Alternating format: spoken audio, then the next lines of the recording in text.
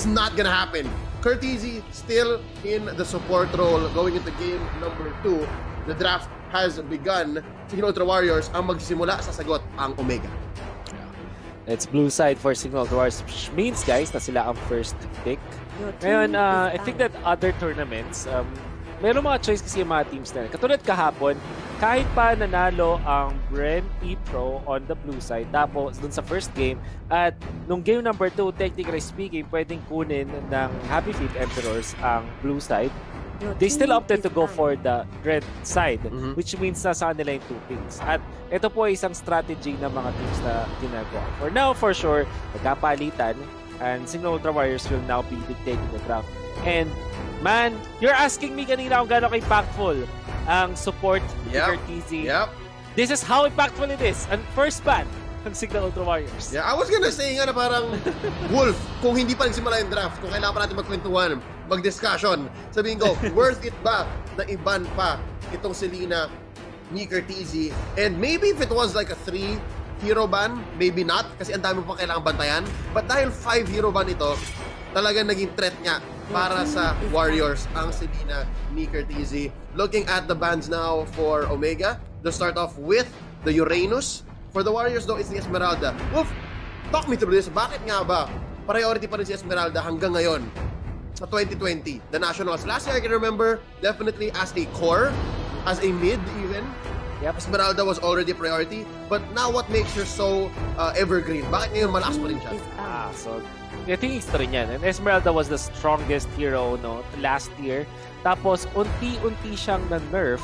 Tapos untouched yung mga kasabayan niya na malalakas sa lane. Ngayon, siya naman yung biglang untouched all throughout 2020. While the other big off-laners na dati ay sobrang countered niya ay na-nerf na rin isa-isa. Particularly the Uranus, your Thams a little bit touched. Even Yuzong was also touched. Tapos tumaas din yung presence naman ng ibang mga heroes na nagko-complement sa kanya. Now, Esmeralda, since untouched siya all throughout 2020 while the rest is nerfed, ngayon may kita nga natin na priority siya. But now, you're gonna see a different hero. First time, I know, this is not the first, it's actually the third time. We're gonna see Brody. It is picked up by Signal Ultra Warriors. Okay, so I think this is the current trend, no? At least in this matchup for sure. Agahan mo na yung paglabas ng mga core ninyo. You don't want to run out of core heroes, and this is the definition of priority. First pick, blue side, Brody for the Warriors. Omega, on the other hand, Wolf, it looks like Heath is gonna get his hands on his jawhead. Yeah. The traditional move ng isang top team na magaling mag-draft, you give out one big hero but you take 2 better heroes. Like the Jawhead and the Farsa combo na sobrang deadly for the Smart Omega side. Pero ang tanong ko dito is, how are they prepared of this balance? Balance is also a very strong hero. And Signal Ultra Warriors, they are considering a side lane Brody. What? Okay. Okay. Here's the thing, Wolf. Di ba nga kanina pag-usapan natin, Ling not so good when he has to deal with 2 targets. Baka ito nang iniisip ng Warriors. Maybe they're thinking to overload Hajizi's Ling.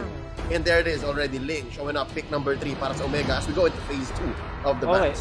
I just want to explain though, ang ganda ng idea na magkaroon ka ng side lanes, na side lane ni Brody, but not like this, not a big reveal like this. Imagine mo ni-reveal agad nila.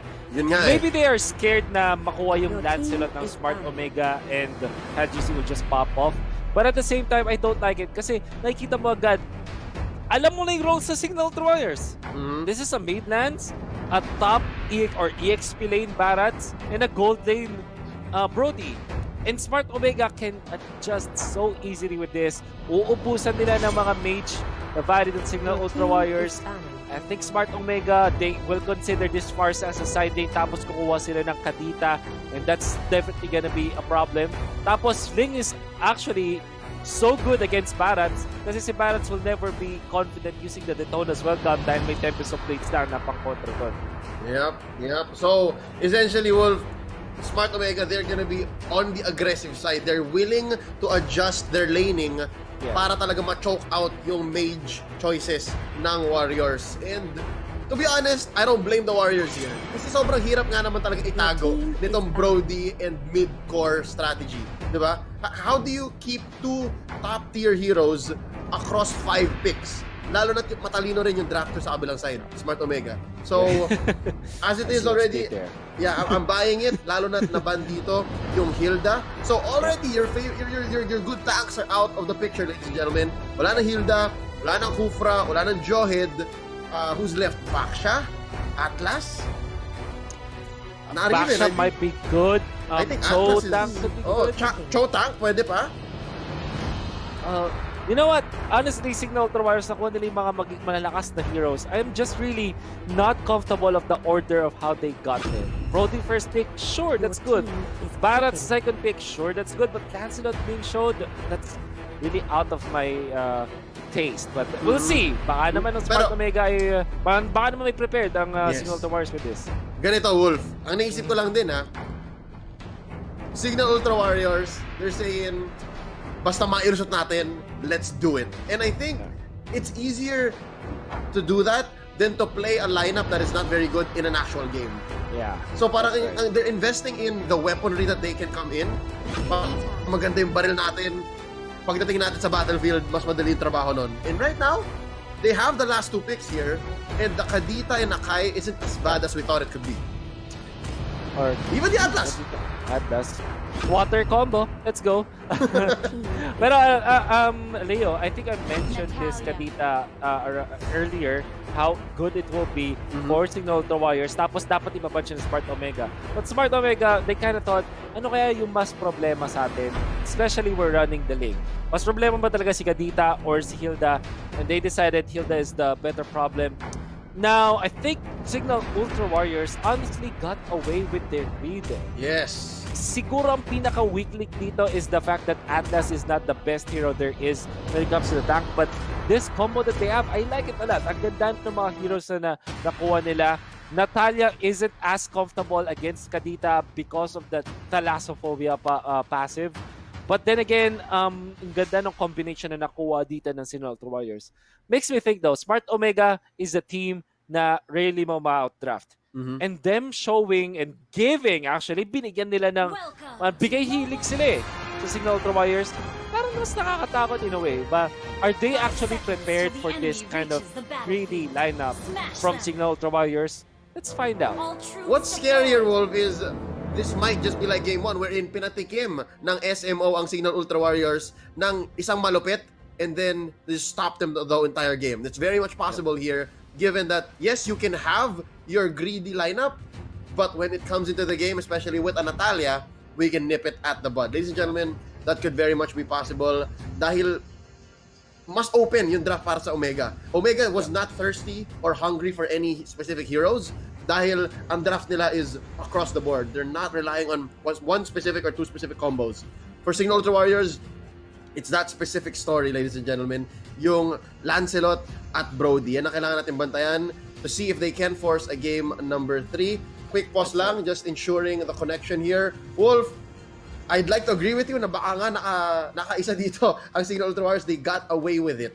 But yeah, definitely. But that last pick, Natalia, it's always with reason. Very rarely will you see a last pick Natalia and it not work out. Right. So there are many reasons kung ba't ka mag-pick na Natalia. Pero it kind of changes Ultra as long as the meta goes by. Parang last year when we were talking about Natalia, it's a very annoying position 4 or alam mo yun na pang split push. But now I think it's also played as an anti-laner in a way na pambwisit siya sa laning, but only in the early stages. If you're not successful in dealing with your opponents in the early game at mag-mid game na, mag-late game na, doon ka nag-fall off. But now, it has good combo. So what you do with the Natalia is actually, ito yung pangtalo sa isang powerful lane.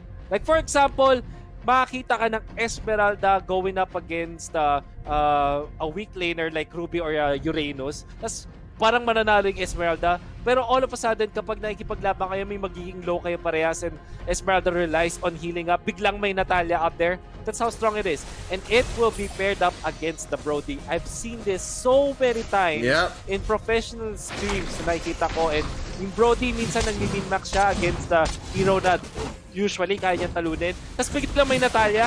That's where you find the reasoning behind the pick of this Natalia. Yep, and there it is already. You see Rhea going down really low. Going for the recall. Curtizi though, with good reason. Para okay lang kay Curtizi yan eh. Ladies and gentlemen, before we begin once more, this is the Signal Ultra Warriors versus Smart Omega, game number 2. Reminder, this tournament is under the supervision and regulation of the Games and Amusement Board. Imba DJ going right through the wall, saving himself from Curtizi and Heath. And malaki ang trabaho ni Curtizi dito compared to his Selena earlier, whose job was to, again, leave traps and then throw the arrow out for engages or to scout. Ngayon, mas proactive siya, I think. So you can see that Signal Ultra Warriors, yung nakuha nilang mga hero ay malalakas talaga sa meta. Barats, your Brody, your Lancelot. But Smart Omega ang kanilang way para talunin ang Signal Ultra Warriors at you can see the draft ngayon is yung laning. If you're looking at the heroes of Smart Omega and the way that they are playing this, walang kills, Leo. Pero ang laki ng lamang ng Smart Omega when it comes to the gold. This is because of the fact that Toshi, with the help of Curtizi, can bully bottom lane. Top lane, it's Khalid versus Barats. In the laning stage, sabi natin first 3 minutes of the game, Khalid ang mananalo sa matchup na yan. And then the mid lane, pwede mong iwanan itong si Ling after a while and let Heath plus Curtizi, this Johead Natalia combo to be a deadly combo when it comes to dealing with the other lanes. Kaya naman, yung Smart Omega na nanalo sila sa gold at sa pera ngayon is because of the fact that they went in for solid laners. Yeah, and again, that's the key for a successful core. Diba sabi natin kanina, Hajizi, ang daling iwanan ng batang to. Kapag naka-farm na siya, whether it's a Lancelot, whether it's a Ling, pag naka-farm na siya, pwede mo siyang asahan na, okay, I will play well and I will follow through with rotations called by my Captain Heath. So now, nakahabol naman ang Warriors. Kanina sobrang laki nung lamang nila, but now it's like 500 gold about. And still, no first blood. So medyo natuto na yata ang Warriors and they're not gonna fall into Omega's hands here. Lalo na may Curtizi na nag-aabang. Yeah. I like it. I like na mukhang gusto na ng control itong turtle area. Lalong-lalo na dahil nagpo-proc na nga yung big guy passive coming out from there on this Barats. This is what they need to be taken care of. But Omega, they want to fight this. Uh-oh, looking for it. Turtle goes over to the Warriors and there's a knock-up. Papabagsakin dito si Kenji. Hindi man lang nakapag-ult. Missing out on the Raging Sandstorm. But, oh no! 2 for 2 ang palitan. Curtizi being the equalizer, adding one more kill to the side of the Omega squad, putting up their lead once more to closer to 1,000. Wolf, that's the Curtizi factor. That's the Natalia factor. Natalia factor indeed. Akala mo lamang ka sa tao. I mean, Signal Ultra Warriors are probably calling out na, uy, lamang tayo dito. We have 4 members, 3 lang sa kanila. But then again, in the snap, there is a backstabbing Natalia na nakita mo nag-clean up house. Janos and Bensante were taken out. The fact of the matter is, Signal Ultra Warriors had to use 2 cores. That's Janos and Rhea controlling the turtle, which means na siguro 1 minute to 1.5 minute ang nawala sa kanilang farming just to take the turtle. Tapos namatay pa sila. Exponential yung pagkawala ng farm on these cores. Yup, Kenji bursted once more here by Imba DJ. Curtizi masusundan naman. Janos with the last hit right there. Medyo na mali yata ng pasok ng Eskinita to si Kenji at si Curtizi. But at least Hajizi is still okay. Nice knock-up here by Heath onto Janos. Phantom execution, nabitin ang bahagya. And that's why the Johead is so reliable these days. He can come in, throw out some smart missiles, even bait out an ult from the Lancelot, then walk out. So far, humahabol ang Warriors. This feels like a better game than game 1. Oh, definitely. I like that so much. Itong clash na yun na nangyari sa my left side, it really gave Signal Ultra Warriors a chance to get back to the game, even to take control of this game. However, Janos in a very bad spot. Ooh! Nakatakas pa. There you go. Dashing right through the wall. What? In a wide doors open slay. I did not see the exact mechanics, pero that was what? 2 or 3 heroes you ran away from. Man, ito yung nakikita mo to sa post na to eh. Pogi ba yan?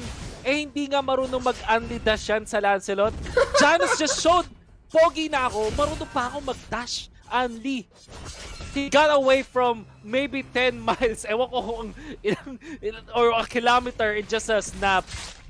Just using the dash mechanic na pwede mo ang i-reset one different targets. It's actually amazing. Oh, that's why it's perfect. That's why it's exactly 3 heroes. Dahil kinilangan yung proc yun sa isa't isa.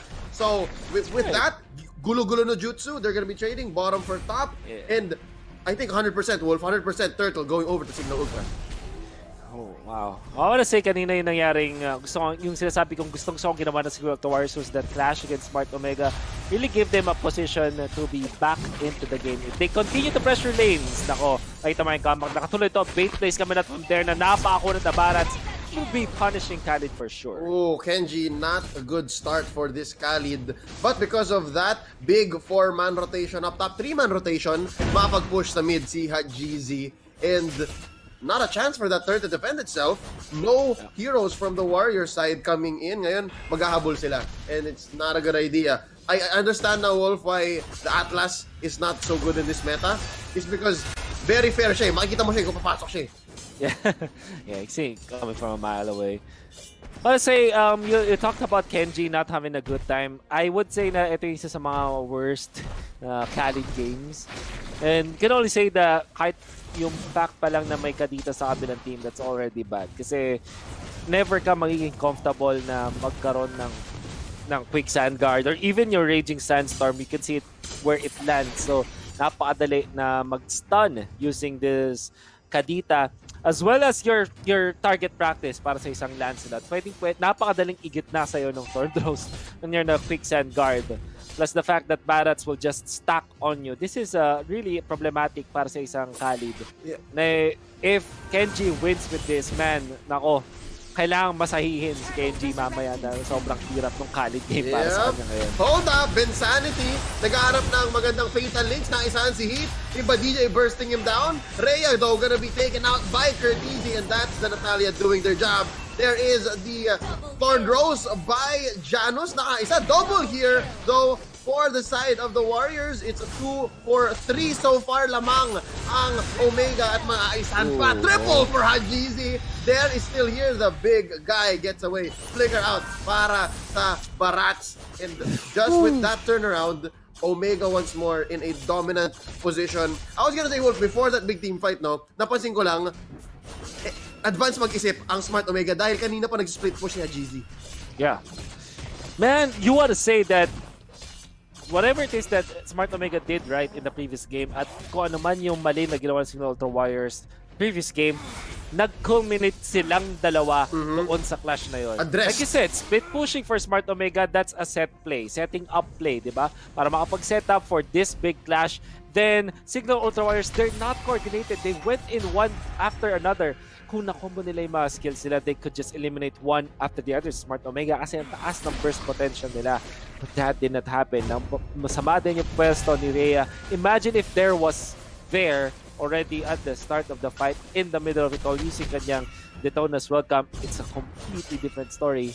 However, that did not happen in this specific game. Whoop, oh no! One into the wall! Pow! Janus with the full combo! And the Tempest of Blaze trying to get away. There's not enough burst from the duo by the Warriors down bottom. Nakatakas pa nga ang ating KDA machine. Bensanity clearing this wave. Rhea working it up. Toshi, feathered air strike to back out from the Brody. And yeah, that was a nice taste of what the Signal Ultra Warriors lineup could do. It's just hindi lang pa nila ma-execute fully.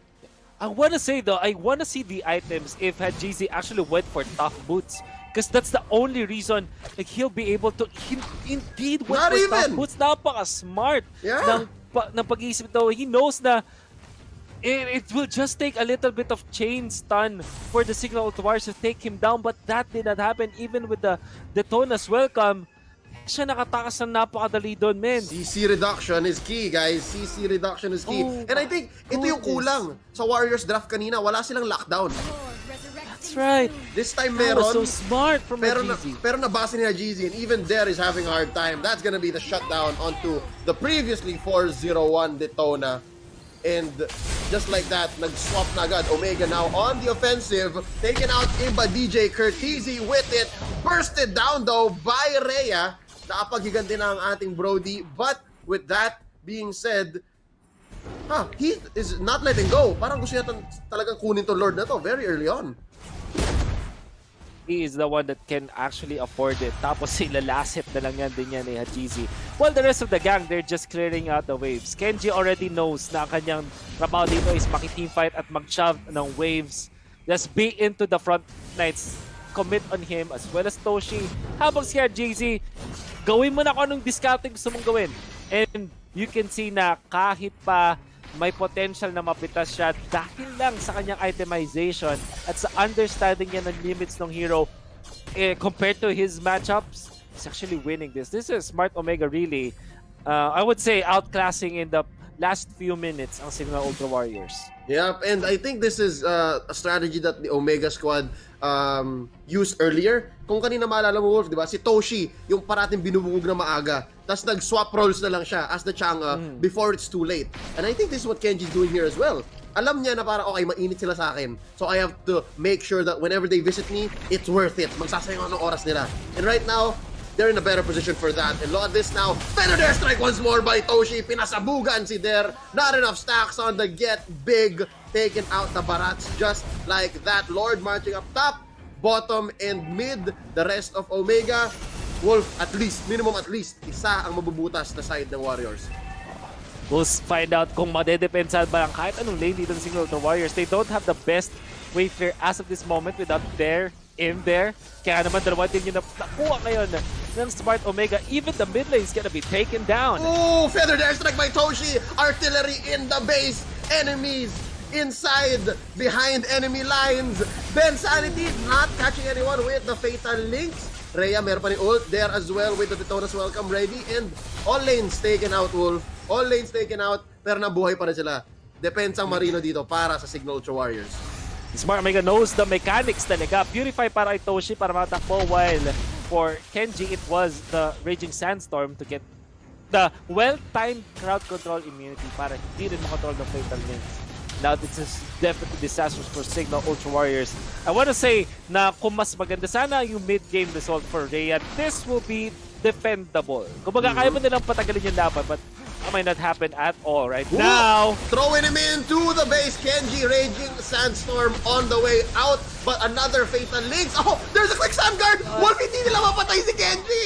They take out Janos. Hajizi gets it. Backing out, muntik na immortality on the Ling. Rhea dealing quite a bit of damage, but it's just not enough. And with Janos out of the picture, mas lalong ihirap. Feathered airstrike here by Toshi, destroying minion waves, destroying even heroes, and Vinsanity does not have an ult. So, harap lang siya dito, silence. There's another Raging Sandstorm! Not enough to stun, another catch. Detona's welcome there into the base, and it's not even gonna be enough. Wolf, another feathered airstrike, parang walang cooldown ng ult ni Toshi. Taking out Rhea. There's a Tempest of Blades. Oh no, they're going down one by one. The base is the focus. Focus down. It's gonna be a 2-0 victory for Smart Omega. Man, Smart Omega, different beast talaga ngayon. They have been off of a wonderful run in a big league here for Mobile Legends in the country. A second place finish